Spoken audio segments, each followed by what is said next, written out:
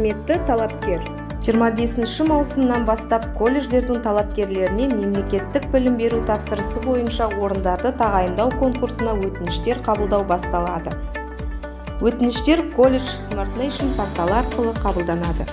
Өтініш беру үшін сізге: бірінші, College Nation KZ порталында тіркелу және авторлану, өтініш беруші туралы мәліметтерді толтыру.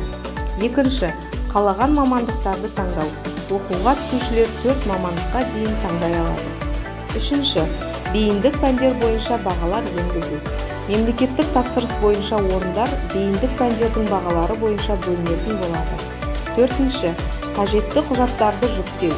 Білім туралы құжат және жеңілдіктерді растайтын құжат. Бесінші, өтініштерді тексеруді күтіңіз. Өтінішті тексеру нәтижесін жеке кабинеттен білуге болады.